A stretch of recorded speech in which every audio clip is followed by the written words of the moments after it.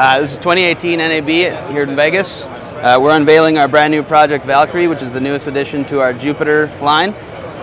We've been doing this for a couple of years with the 10 gig speeds, things like that, ZFS redundancy, features you know and love.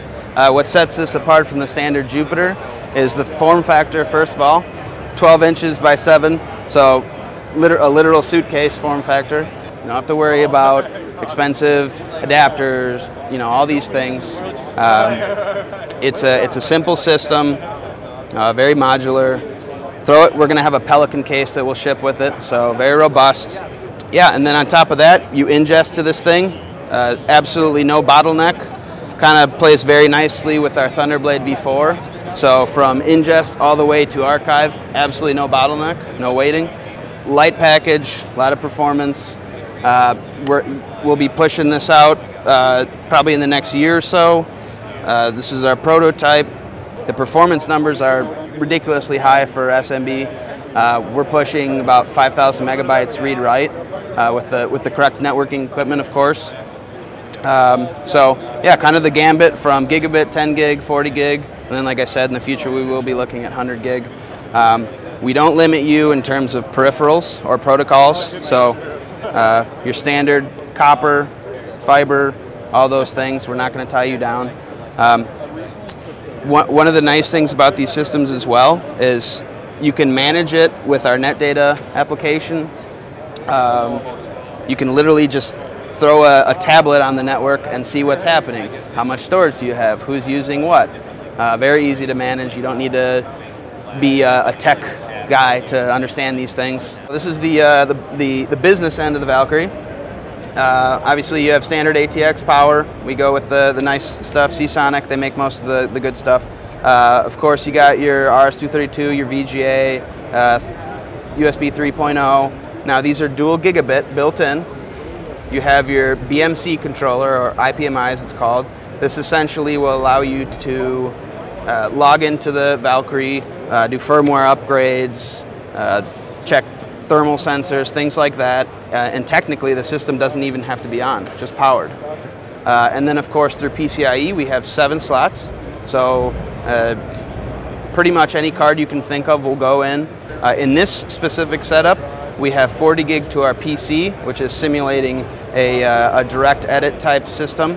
So, you know, you can work right off of it, no problem.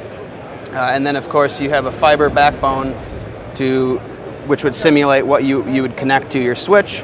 All your end clients could use standard cheap 10G copper. So very robust, very easy to expand. The thing about our entire Jupiter line, not just Valkyrie, is that it's very open. Our OS leverages 17 million users, so we have a lot of ticket support, things like that. And then of course, as with everything else OWC, support is kind of paramount to what we do. Another feature with Valkyrie is it plugs and plays with your standard SAS JBODs, not just ours, but other competitors.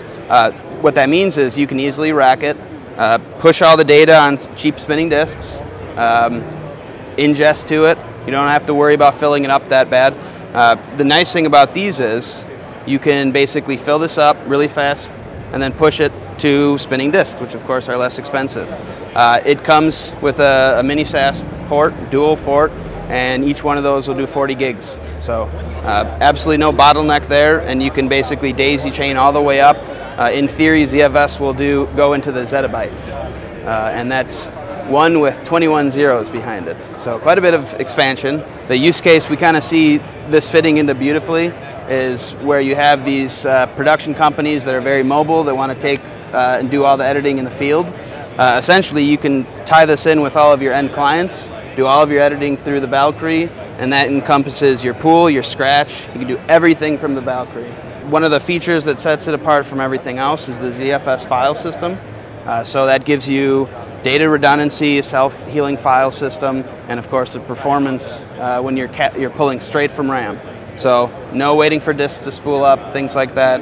Then of course you have variable stripes, so you don't have to lose data, you don't have to worry about any kind of data loss, file rot, things like that are with typical hard RAID. You don't see that in ZFS. Another thing is open playbook in terms of adaption, QSFP+, 10G fiber, 10G copper, Probably in the future we're going to be looking at 100 gig. So very open platform. Another use case that we probably are going to see a lot is the heavy I/O thin client type systems. You can bring this with you, 10, 12 thin clients, run everything through the Valkyrie. It's all backed up, it's all on ZFS volume, you don't lose anything. You don't have to bring a bunch of heavy, thick clients and thousands of pounds of equipment. Another use case for this is heavy VM usage. So using a nice fiber backbone, you actually lose a huge substantial amount of latency. With standard 10G copper, while it is inexpensive, the latency goes up exponentially as you add clients. So with this system, with a nice fiber backbone, you can add as many VM clients as you want, still get that one-to-one performance. You don't have to worry about having the issue of clicking on something, waiting for it to load, things like that. I like to say it's kind of like having a system that has a really fast SSD, except it's over the network. So really cool feature. Basically, you can take this with you with a bunch of small form factor PCs or thin clients, and all of a sudden you've got a big edit cluster. So kind of a cool usage. And then of course, you can run VMs and then back those up to the ZFS file system, so you don't lose anything. We pride ourselves on the support, most of all. The one thing kind of sets us apart is we like to actually talk to the end customer, build the system to suit it, get them the exact hardware, exact setup that they need. With these kind of systems, you just want them to work. You don't want to have to deal with all the techie stuff and all the complicated nomenclature, lingo, all that stuff. Nice thing about these is you set them up, you bring your switch or your direct attach cables, plug it in, it just works.